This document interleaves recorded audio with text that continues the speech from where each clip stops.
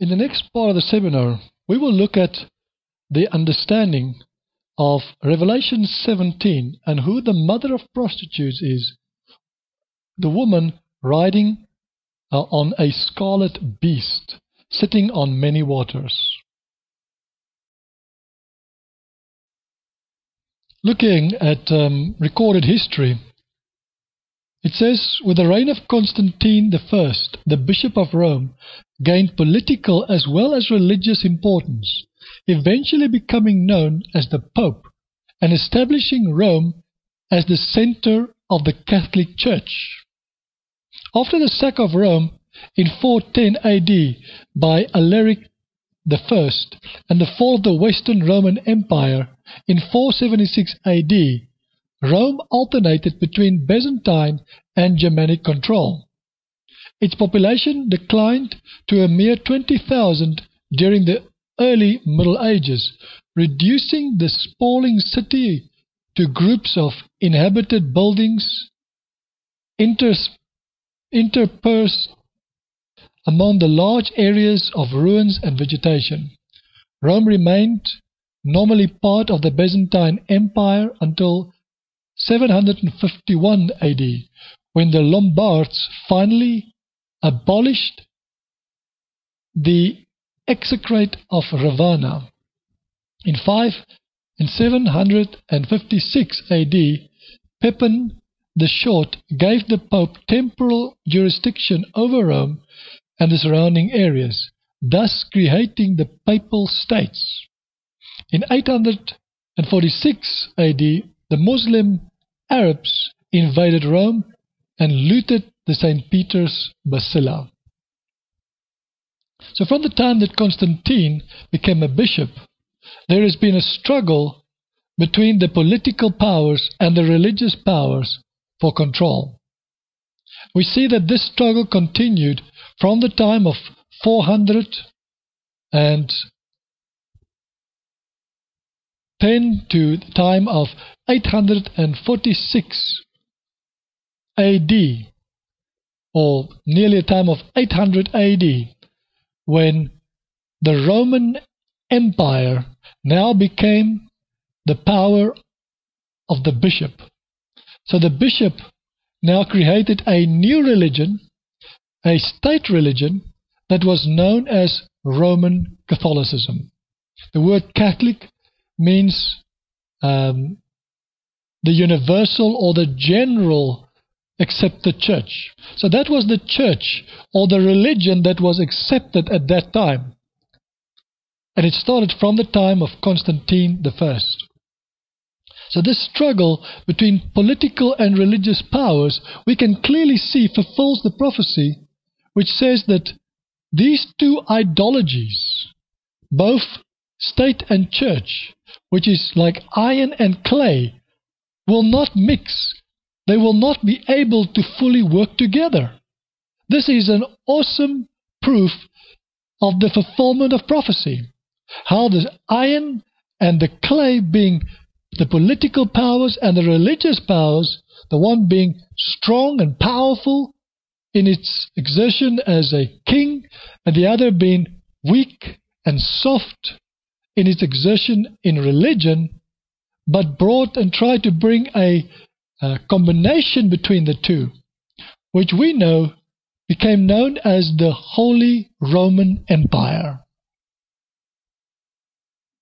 We also see that from history there was something that took place in the Roman Empire when Rome was sacked in 410 by Alaric I, when the Western Roman Empire came to a fall. Thus we see that of the two legs of the statue of Nebuchadnezzar, having a western leg and an eastern leg, the western leg of the Roman Empire came to a fall around 476 AD because of the sack of Rome. Rome remained the capital of the Papal States until its annexion by the Kingdom of Italy in 1870. The city became a major pilgrimage site during the Middle Ages and the focus of struggles between the papacy and the Holy Roman Empire. starting with Charlemagne, who was crowned its first emperor in Rome in 800 by Pope Leo III.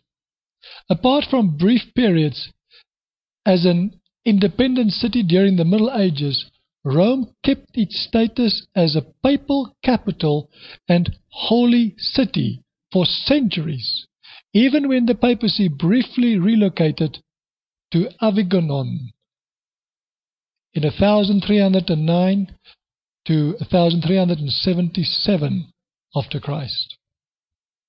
This brief little part of history shows us that the Roman Empire remained, but it now remained in a new form, under the form of a pope or a bishop. Although the kings of the time might not seem like they are old Roman emperors, yet they still were controlled by a religious person or a pope. Now, history tells us from around the time of 800 AD, Pope Leo III crowned the first king as an emperor, which is what the kings of Rome were called, the emperors. He crowned him as an emperor, and that was Charles the Great, or better known as Charlemagne. From here we see how the religious power of the world now exerted its authority in the presence of the beast, exerting the same power as the kings, actually even dubbing them and crowning them as kings, without the Roman Catholic Church giving its go-ahead or its approval to a king. It could not become a king.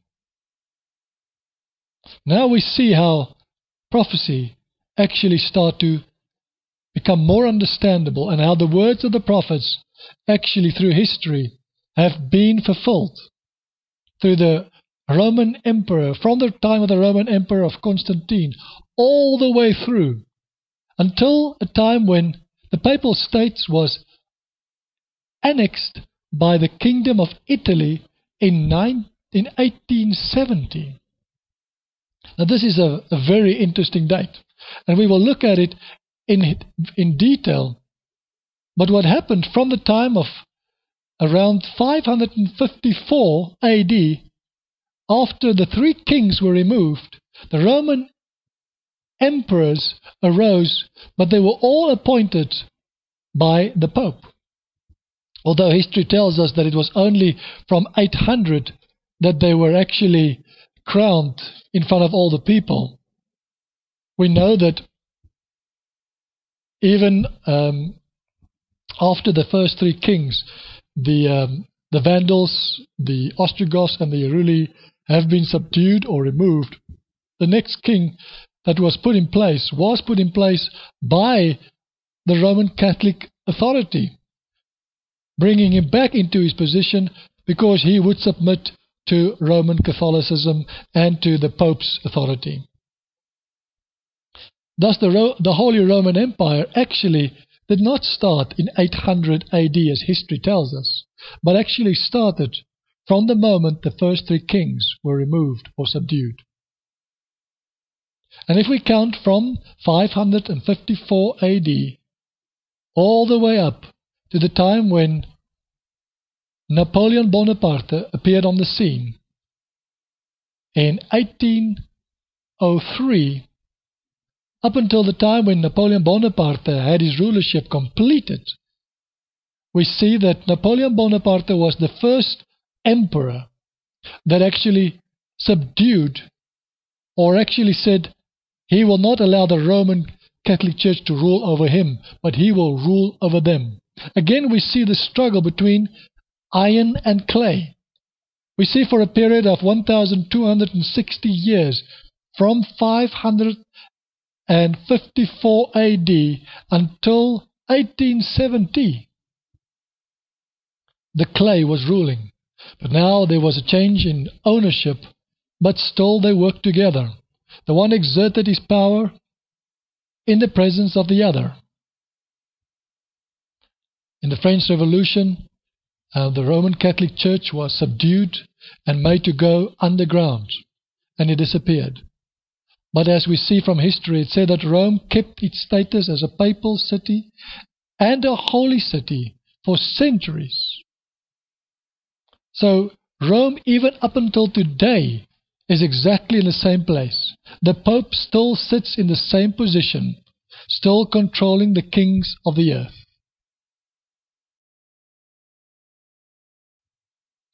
Although the term sacrum, ei, holy, in connection with the medieval Roman Empire, did not appear until 1157 AD under Frederick I of Barbarossa.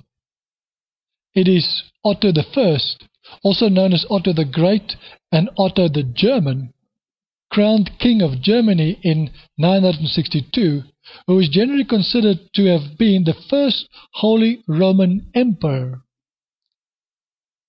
And in German, he was called the Deutscher Kaiser. Otto was the first emperor of the realm that later became known as the Holy Roman Empire, who was not a member of the early Carolingian dynasty. The last Holy Roman Emperor was Francis II, who was abdicated and dissolved the empire in 1806 during the Napoleonic Wars.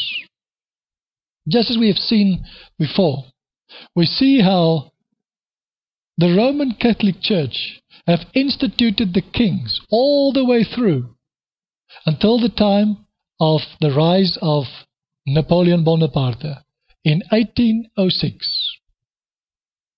But what is amazing, even the emperors that were put into place were still called Caesars. We see that we are still having a Roman Empire. It is just an extended Roman Empire now mixed with clay.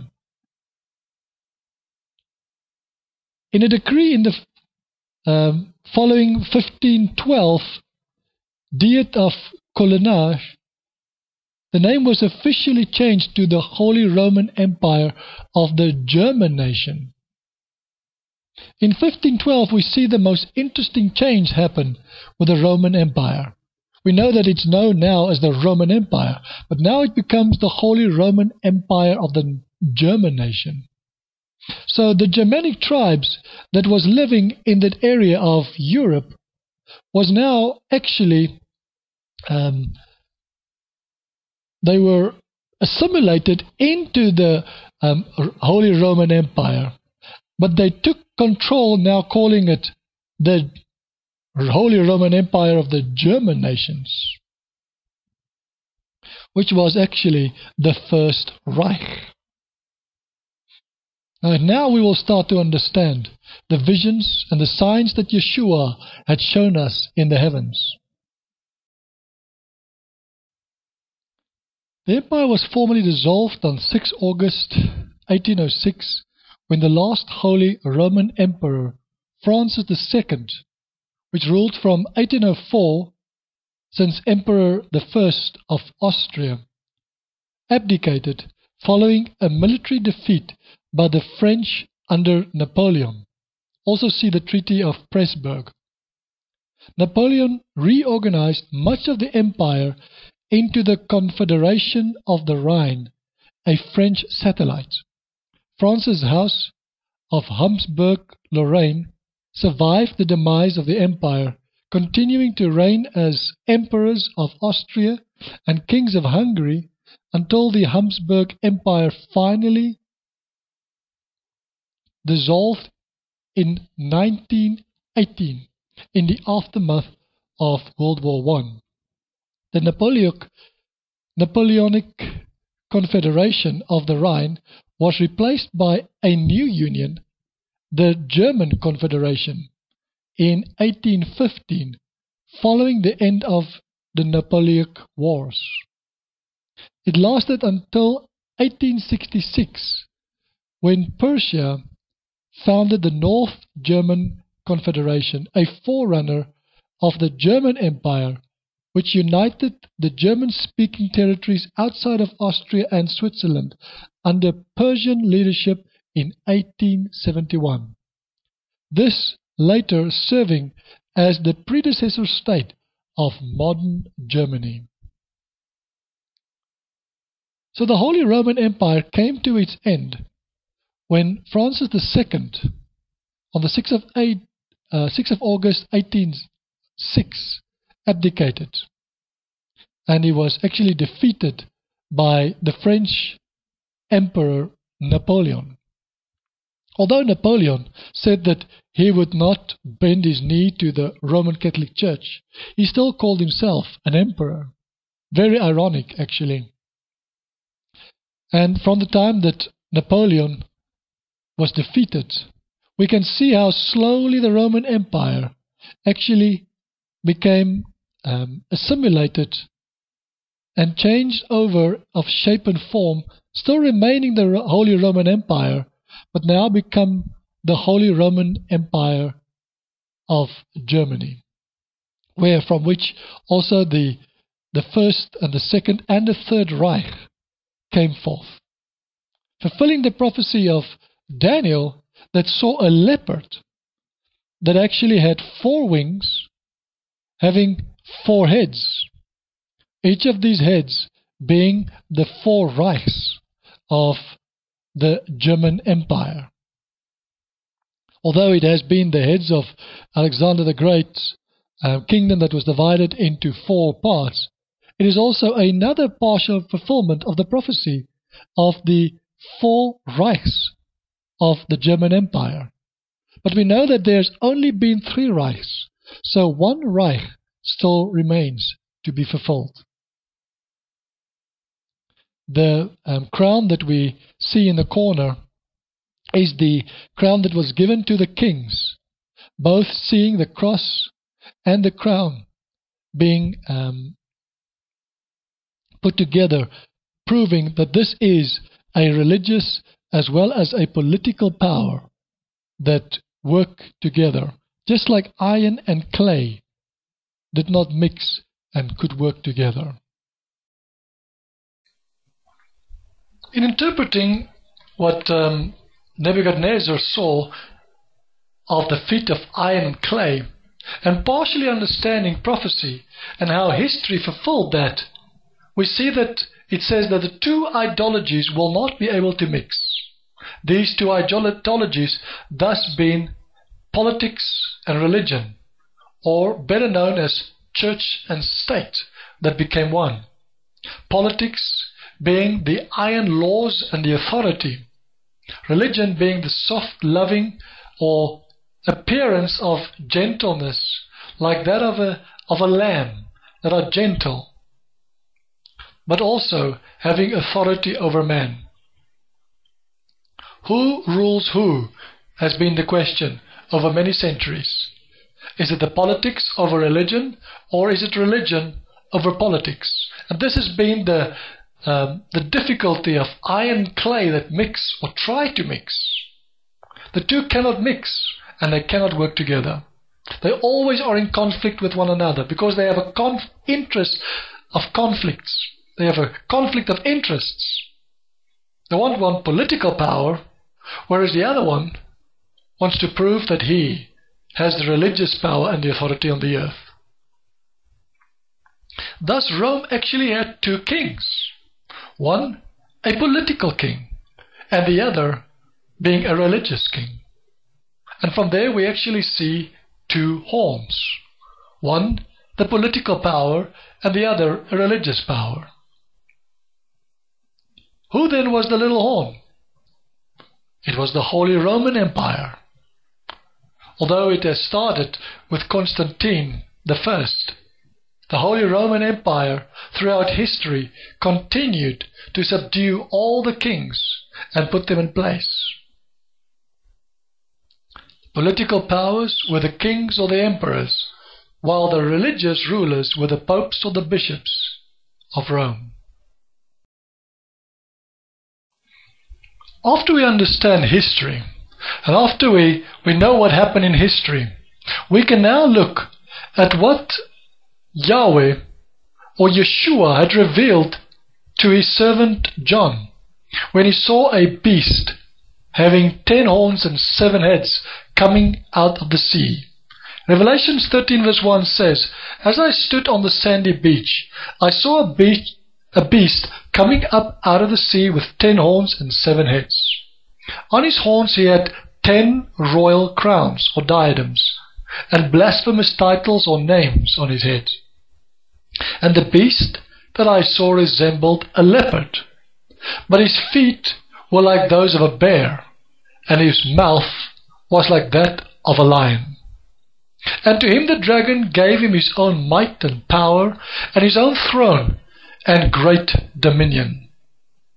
And one of his heads seemed to have a deadly wound, but his death stroke was healed, and the whole earth went after the beast in amazement and admiration. They fell down and paid homage to the dragon, because he had bestowed on the beast all his dominion and authority. And they also praised and worshipped the beast, exclaiming, 'Who is a match for the beast? And who can make war against him?' And the beast was given the power of speech, uttering boastful and blasphemous words. And he was given freedom to exert his authority and to exercise his will during the 42 months, 3.5 years. John sees a beast that comes up out of the sea being the nations and the peoples of the earth. But he sees that this beast looks like a leopard. We know from Daniel's prophecy that the beast looking like a leopard actually refers to the Greek Empire, which had 4 heads and 4 wings. So this beast coming up out of the sea also had different parts in this beast that also were parts of the former kingdoms. We see that he has feet like that of a bear. He has mouth like that of a lion. So we see that the lion, the Babylonian kingdom's characteristics, were also assimilated into this beast. And this was actually with what he spoke with, and this is his power lied in his mouth. But he also had feet with which he trampled and crushed all the nations, like a bear. And the bear we know was the Medo-Persian Empire, where both Russia and Iran and Iraq and the Muslim nations are today.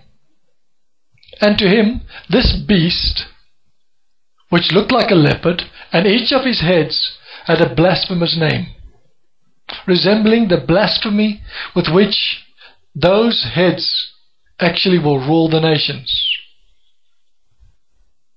He had 10 royal diadems, and blasphemous names were on his heads.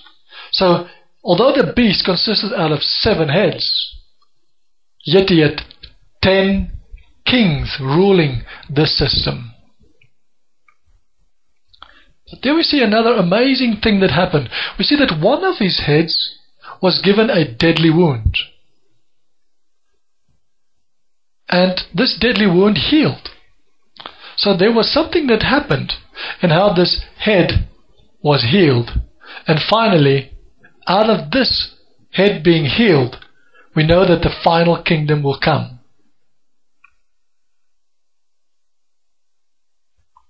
Now, who does this beast or this leopard beast resemble? It says that the whole world paid homage to him, because the dragon was the one, Satan was the one who gave him his power and his dominion and his authority. So all the kings of the earth that were put in place not without the recognition of the Roman Catholic Church. Thus Satan, in a religious way, had given the kings of the earth their positions through the false prophets, the Roman Catholic Church. And all men who bowed down and accepted their authority over them because of fear they actually said, who is a match for the beast and who can make war against him? Because of the authority and power that was given them. And then the Bible reveals something amazing to John, saying that he will exert this power for a period of 42 months, or 3.5 years. We will look at what this 42 months actually means, and on different levels, and how for a period of 1,260 years from the time that the 3 kings were removed, from that time on, the kingdom could start to take its power and reign in the fullness of its power. So we are awaiting a time right now in history when 3 kings will be removed. And from the time that they are removed, there will be 1,260 days or 42 months with which this beast will trample the residue of the earth. In the vision that John sees about this beast, he sees how this beast will reign for a period of 1,260 days or 42 months. In Revelations 13:6, he continues and he says, this beast opened his mouth to speak slanders against God, blaspheming his name and his abode, even vilifying those who live in heaven. And he was further permitted to wage war on God's holy people, the saints, and to overcome them. And power was given him to extend his authority over every tribe, people, tongue, and nation.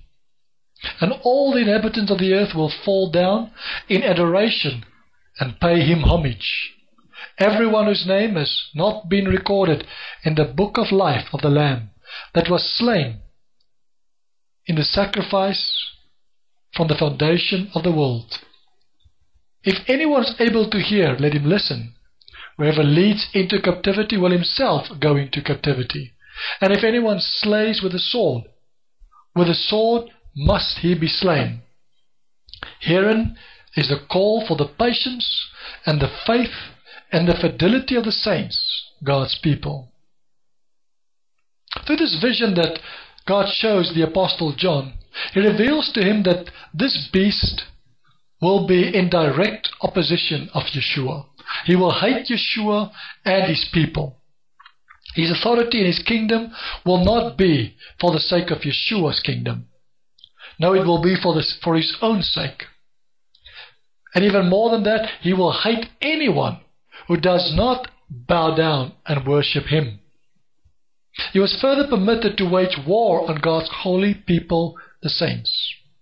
All throughout history, anyone who has not bowed down to the authority of the Holy Roman Empire and also the Roman Catholic Church have been persecuted, killed, martyred under the name of religion or saying that they were heretics. Some kind of excuse was found to burn them and to kill them. And so that the rest of those who saw this would fear and would bow down and would not follow these fanatics. This was the plan of Satan. But the Bible says that those who stayed faithful, they who stayed patient, their names have been recorded in the book of life of the Lamb. Any of those who made themselves part of using the sword, they themselves also died by the sword. So Yahweh is revealing that throughout history, if you made yourself part fighting with these kings, you actually bow down to this king. But if you said, no, I will not be part of these things, I will not bow down to another authority, I will not accept another king, although I will obey the rulership and the laws of the land, I will not bow down to this king. I will bow down to no other king except to Yeshua, the Messiah.